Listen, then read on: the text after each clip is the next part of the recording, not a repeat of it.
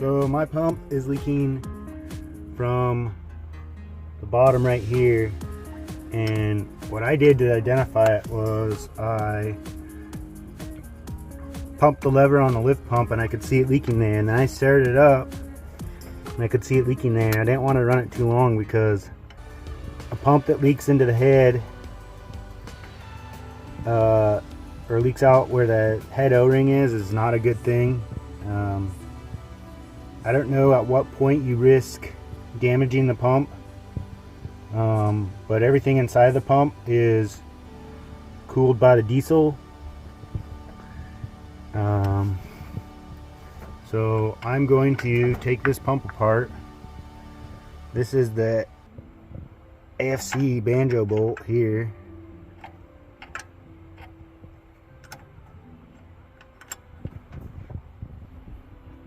AFC supply line, boost reference line banjo bolt. If I can get it. I guess it's a 12. I thought it was a 13.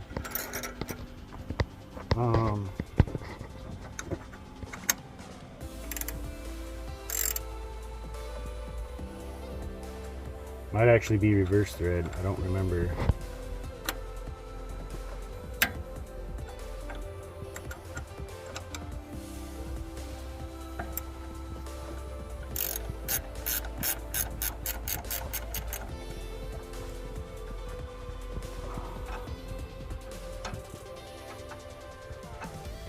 So I'm taking this off. My plan is to get the entire pump off. I can take this off without fucking anything up.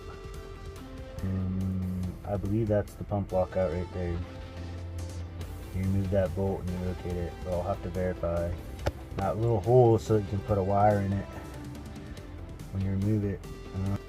So I'm trying to reseal the VE pump, and this is a lock screw. This is the part number from Diesel Fuel Injection Service. That is the O-ring for the VE pump lock screw.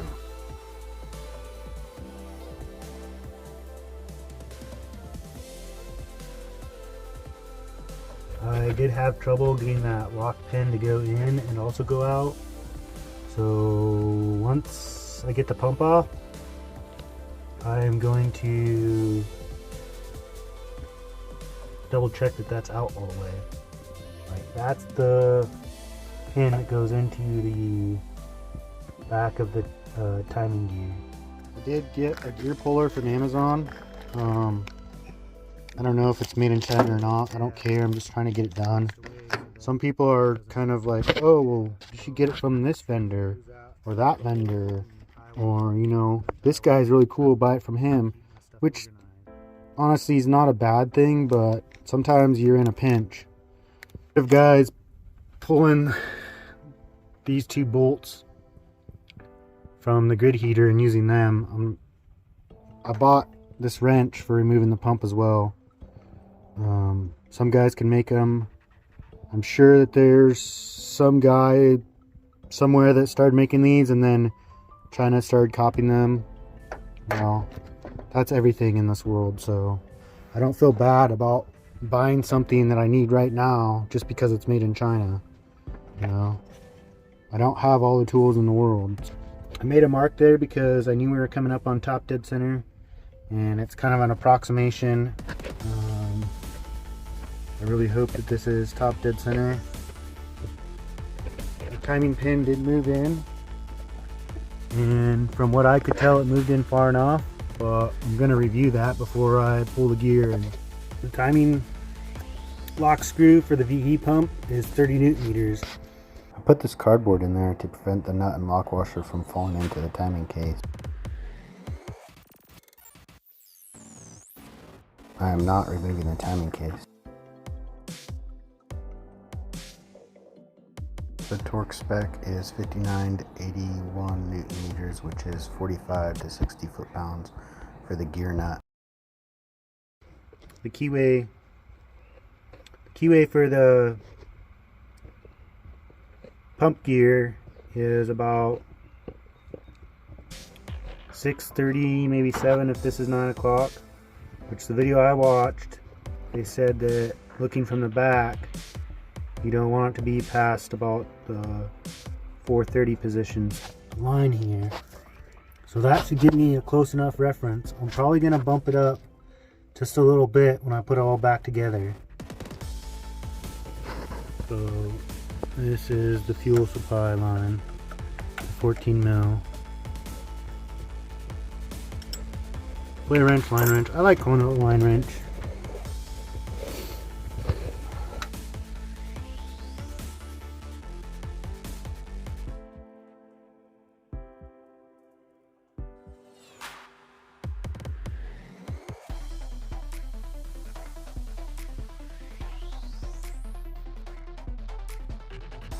Well, I finally did get it off. Quick little video before I clean up. The bolts on the back, they're not all Torx. This one up top, right here, was Torx. This one was an Allen. This one down here, I believe, is also an Allen. Well, this one here, the one that holds that plate on, yeah, it's an Allen. So two of the bolts that hold this bracket on are Allen, and 2 of them are Torx. And the other two that hold the head on look like they're Torx as well.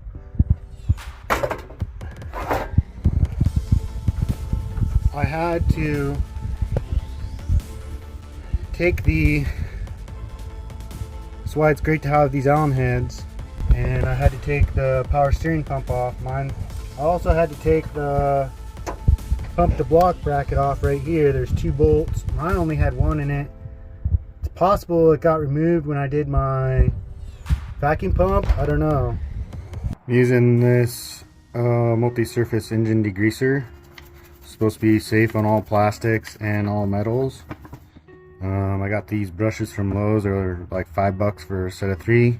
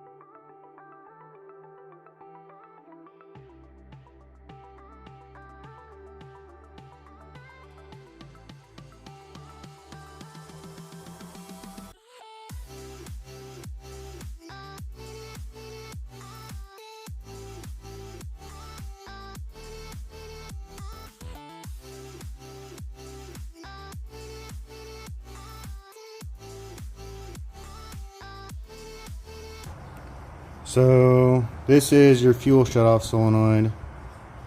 In the earlier clip you saw me taking this nut off to remove it.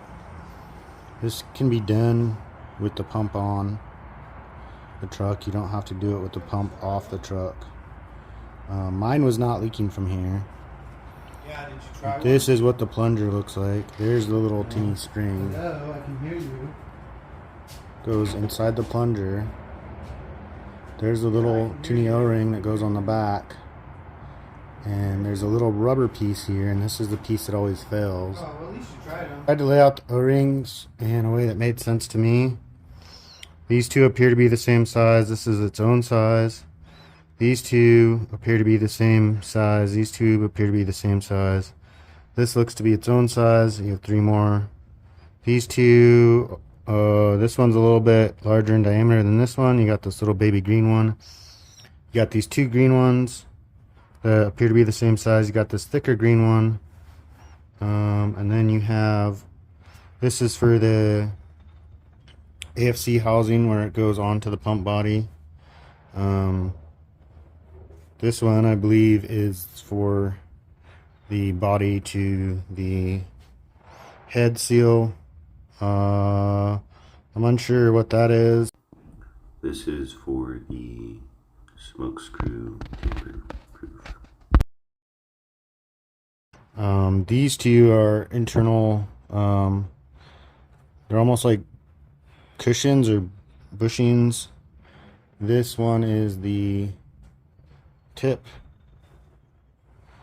to the plunger, I think, but I'm not sure now because it looks like it's a different diameter.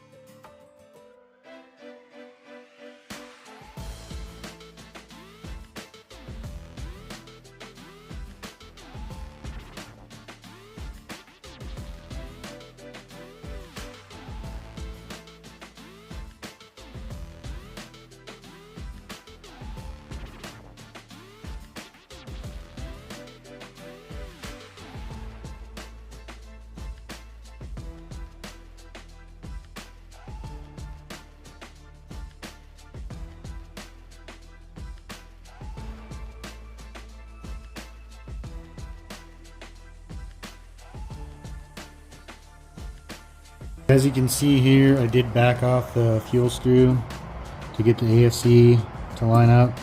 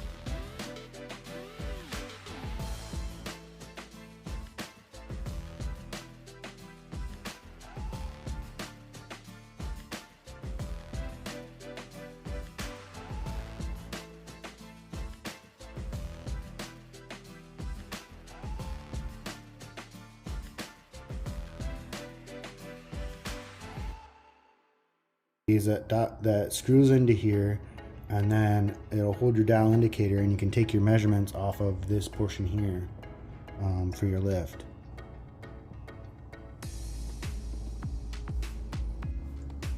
Again, I would caution anybody who's not extremely mechanically inclined from disassembling their pump.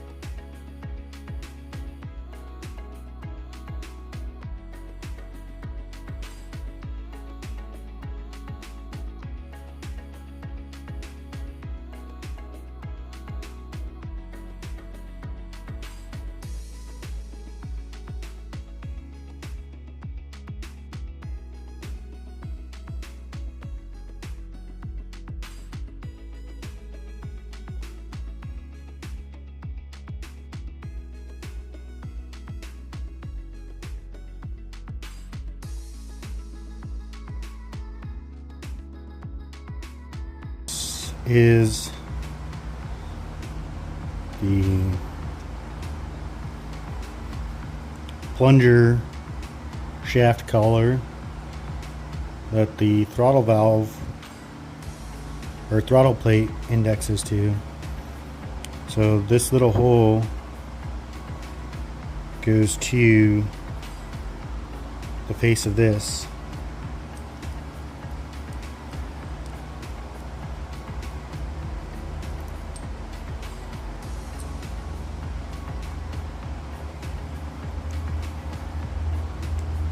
I did clean this up with some aluminum free Scotch-Brite, and then I washed it down with some degreaser. Ideally I should be lubing everything.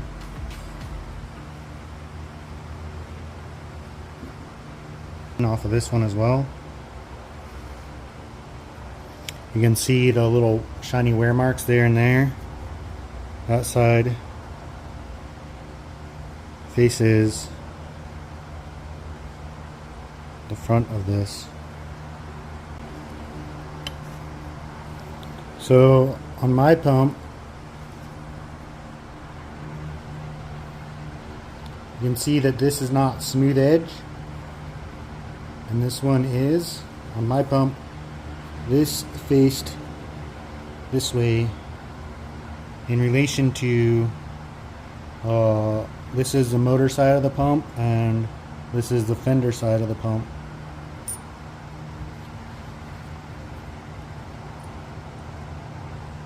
So if we look at this, to me this appears to be a zero pre-stroke pump, but I'm not sure.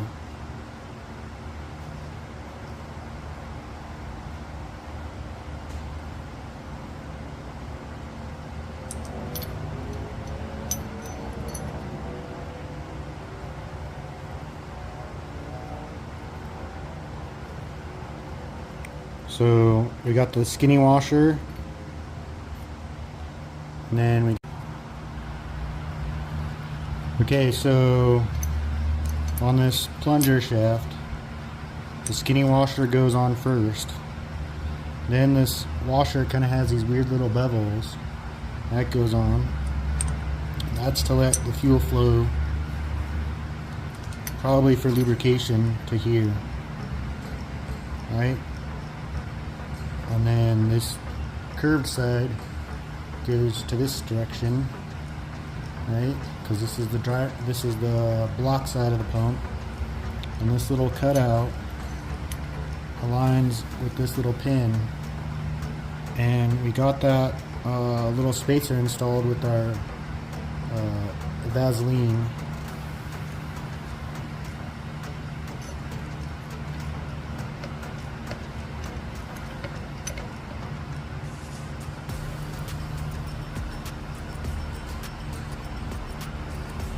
So there, it's indexed to that shaft. I got the washer in there. This washer, there's an explosion of this.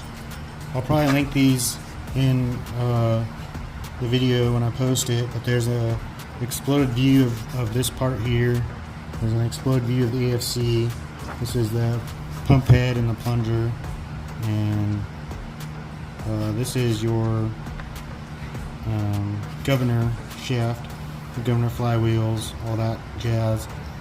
This interacts with this lever here, which is your throttle plate, or throttle plate, I guess would be the correct terminology. The bottom of this throttle plate indexes to this collar.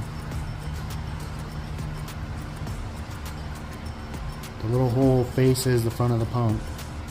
So I'm going to slide that on now, and just be careful because don't force it. It's precision machined.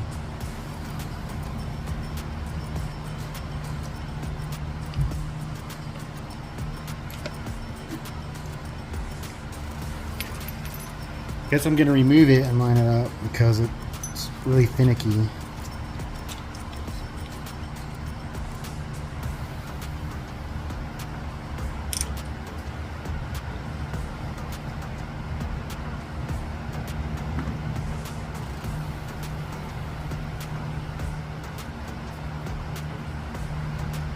I use just the smallest amount of Vaseline. I don't want these ports to get clogged on either side, so that this can get indexed on here.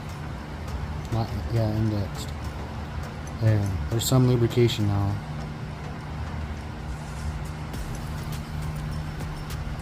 So again, this faces the nipple. This faces that nipple.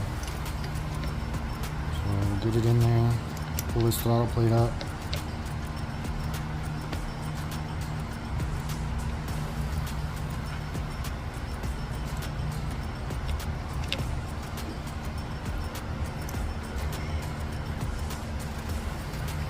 Now, these springs, pins and all that stuff go on. These look relatively clean. You can see that there's this little top hat piece, there's a flat spacer, that's a shim, and the spring. And I did assemble them back in the direction that they came out.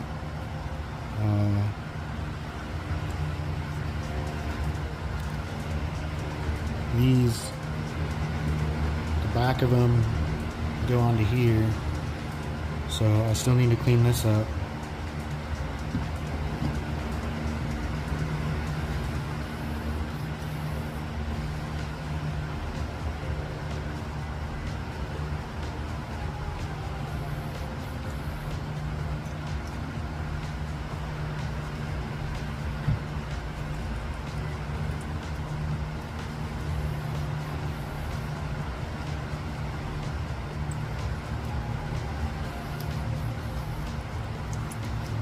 I am going to pre-fill my pump and do that via pumping it with the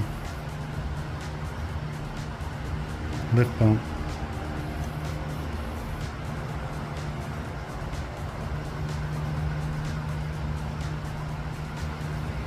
Now it's to clean this. So until then, I'm going to cover this pump so nothing falls in it.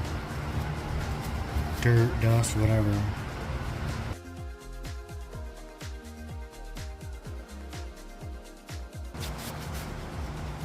You can see how dirty and nasty that is. You know, that's probably from water, I would assume. Be my first assumption is water.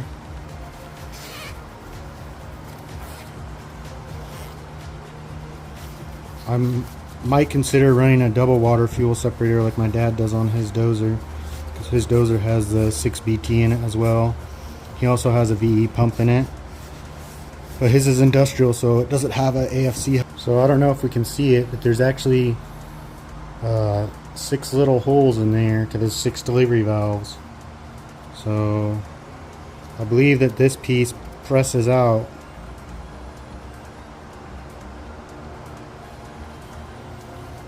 And it's probably machined different than the rest. I think that this head, there's multiple components in here.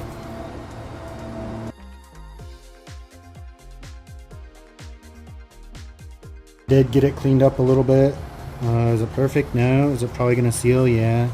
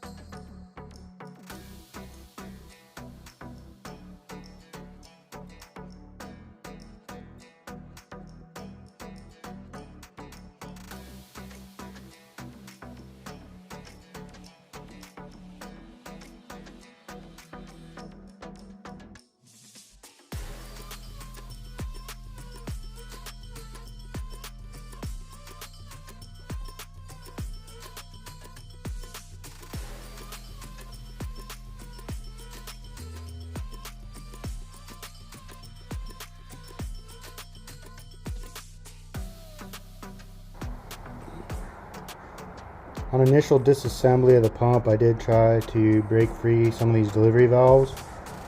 before I changed my mind and decided not to do them. I did get one of them broke loose, so I am replacing the copper washer on that.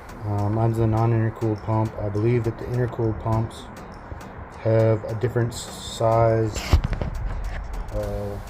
delivery valve. I know that the delivery valve, different size threads. I know that the delivery valve lengths are different, but I got all these large diameter washers, copper washers, and I don't know what those are for. But there's also 6 of them, so I assume that they're for the possibly intercooled or possibly maybe an industrial VE pump. I don't know, but they're not for this one.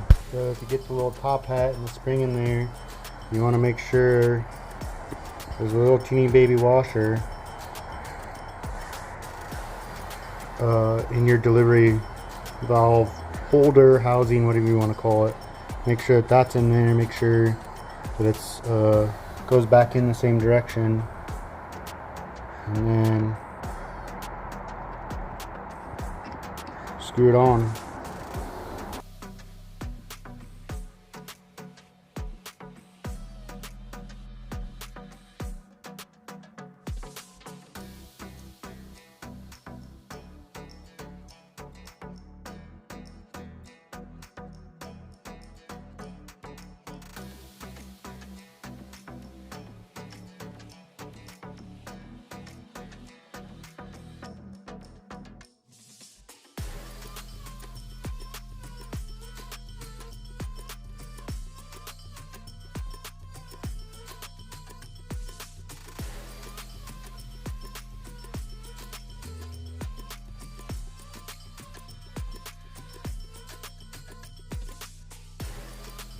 So I asked the question on the first gen group, and they said that this screw, which is the governor screw, needs to be flush with the nut. So that's what I did, flush with the nut. This one's a little bit proud, so I'm going to readjust it. But anyways, I cleaned this up really nice with acetone, because you don't want there to be any amount of, I'm probably going to give it another wipe down. You don't want there to be any amount of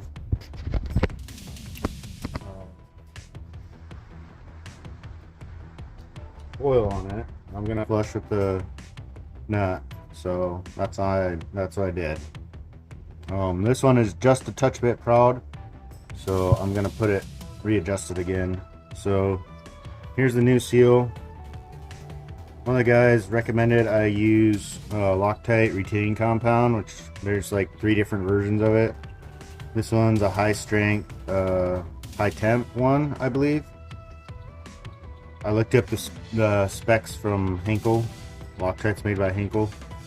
I've used this before in industry, at my job. So it is kind of a best practice thing to use.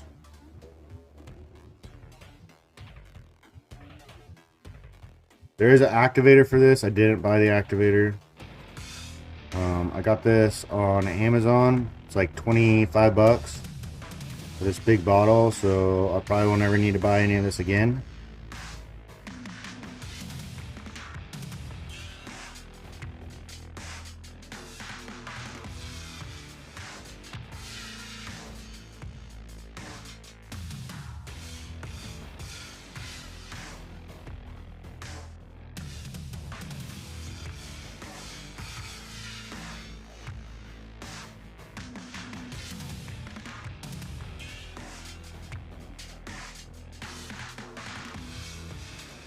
So this key has a little